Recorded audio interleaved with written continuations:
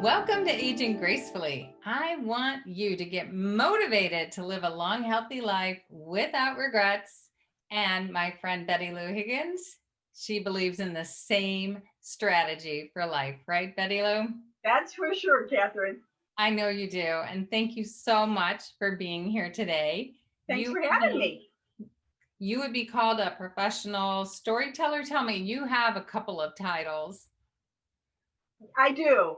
I'm with Eden Valley Enterprises. I'm actually one of the founders. We were established in 1977. Technically, I'm the artistic director, so I kind of do anything that needs to be done. And I hire in actors, writers, researchers as needed. But when I'm on stage, I'm basically the chief storyteller. All right. Well, you are my birthday present this year. So well, here, let's drink to you. Happy birthday, Catherine. Thank you so much, Betty Lou. To many happy years. Thank you. I expect many, many more ahead. So my birthday just happens to be on Pearl Harbor Day, and that's what got us chatting about this, because you're a storyteller and you have a good story to tell for that, and I can just enjoy you telling me a story today. And I think our readers, subscribers are going to love this too. I'd love to tell you a story. So, as we used to say at NASA, when I would do the Christmas show, sit back, get all the wiggle worms out, and enjoy the story. All right. And you have the big book right in front of you. I do. Woo, that's a big book. That's a big book. I always tell kids in the audience, how would you like to carry that home every day? And then they all want to come and pick it up to see if they could. All right. I'll be a good girl while you read to me. Yes, ma'am. Okay. Well, the USS Antares was a supply ship heading to the Pacific Islands to deliver cargo. It arrived at the entrance to Pearl Harbor with a 500-ton steel barge in tow on December 7, 1941. It was 7 o'clock in the morning. Shortly afterward, crew members spotted and reported a Japanese midget submarine outside the harbor. They found out why the submarine was there only 1 hour later. When the bombing began, the Antares was strafed by enemy planes, but they were the lucky ones. They suffered little damage. The next day, December 8th, millions of Americans were asking, where's Pearl Harbor? No one seemed to know, but they all knew the United States was finally in the war. In that moment, the world changed. Nothing would be the same. Francis Picadora was in Pearl Harbor during the attack. He saw the fires, Nippon planes flying overhead. There were bullets everywhere, and thick black smoke and fires covered the area. Radio announcements told everyone to stay off the street. Soldiers rushed to protect the beaches, and curfews for civilians were imposed along with blackouts, rationing of gas and food products. Large schools were converted to military hospitals, while children in other schools attended only half-day sessions. Automobile travel was limited by special permits and license plates. Anyone caught out of bounds was arrested as a spy until he could prove his citizenship. Francis recalled, it was hard times for all, but the hard times were just beginning. When Cornelia Fort of Nashville, Tennessee, received her commercial flying license on February 8, 1941, she was only the second woman in Nashville to do so. She got a job as a flight instructor in Hawaii. She parked her plane on a concrete slab between hangars in Pearl Harbor. When she saw her plane on December 8th, she found it with more than just windows letting in the air. There were bullet holes on the floors, bullets in either side of the stick, holes in the wings, holes scattered over the entire length of the plane. Bullets had come dangerously close to hitting the gas tanks. When she tried to describe what she saw, no one believed her. Her career had taken a hit too. All non-military air traffic was shut down due to the bombing, and private planes were shipped back to the mainland and sold. For several weeks, people in Hawaii remained on edge, waiting for another attack. They learned to recognize the sound of different American planes, and the drone of overhead engines made everyone cringe. Back on the mainland, shockwave gave way to waves of action as the country entered the war with a bang. The war effort on the home front was launched. There were scrap metal drives. The USO kicked into action, providing some relief for soldiers coming and going. Troop trains began crisscrossing the country, delivering soldiers to their points of debarkation.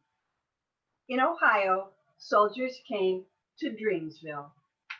The train station in Denison may have only been a 5-minute stop for the troop trains, but the town made a lasting impression on the soldiers who gave it its nickname. On New Year's Eve, 1941, Lucille Nussdorfer dreamed up the Denison Canteen as she stood at the station waving to the soldiers passing through. They looked so sad. She remembered that during World War I, her mother would take whatever food was left on the table and carry it down to the train station for the soldiers. And she decided she and her friends would do the same thing. Luckily, she had no idea how big the job would turn out to be. Over 1 million servicemen and women would pass through the Denison station between 1942 and 1943. It took some 4,000 volunteers from 8 surrounding counties to meet the 20 to 24 troop trains that came through town. Eventually, the canteen became too big for Lucille to handle, and the Salvation Army took over. The Dreamsville station was a labor of love, and people went to great lengths to keep the spirits of the troops up. Volunteers from Sugar Creek attempting to deliver food to the station one winter got stuck in the snow. When the telegraph message came to the Denison volunteers about the problem, they sprang into action. Waking the grocer, they gathered sandwich fixings, cookies, donuts to deliver to the canteen. Volunteers at the Dreamsville station often had to brace themselves to keep from being knocked over when a train came in. There was so little time. The soldiers blew through the station like the wind when they could get off the train. Sometimes there wasn't even time for a stop, and then the women would run alongside the train, handing the food in through the windows. As with other canteens across the country, anxious soldiers came to town and left feeling better. The war continued until August 1945. Then, all across the country, people celebrated. Snake lines danced through the town centers. Bars stayed open all night. Firecrackers exploded. The air was filled with jubilation. Everyone was jumping and screaming and yelling, and balloons seemed to be everywhere. The war had been won. Lives had been lost. But everyone was thankful that peace had returned. Back in Hawaii, they dealt with the war and rebuilding the harbor from the bombing. On Memorial Day 1962, the USS Arizona Memorial was dedicated to honor those who had died there. The attack on December 7, 1941, killed over 2,400 Americans and sank 12 ships. Today, the memorial continues to remind everyone of the loss of lives in Hawaii and all over the world during the war that took an estimated 50 to 70 million people. And that's a short story of the bombing of Pearl Harbor. For you, Catherine. Wait, thank you so much. And really, you just kept me on the edge of my seat here while I'm standing. But I was, Good thing you knew how it would turn out, right? I knew how, yeah, I guess Yeah. I knew how it would turn out. But I didn't know all those details. That is really interesting. You really helped me to get right in the thoughts of what it would have been like to have lived in that time. Of course, I was not alive at that time. Of I was course not. born Me 17 either. years later. Right. That's great. So tell me this. Do you feel like this has just been what has motivated you to keep going this year? This awesome talent you have for storytelling that you like are so able to get into a role and do it so well? You mean this particular year because of the pandemic? Yes. I mean, you're always a happy person, and I love that about you. Well, thank you. You seem to be pretty happy yourself all the time. That must really keep you going. Yes.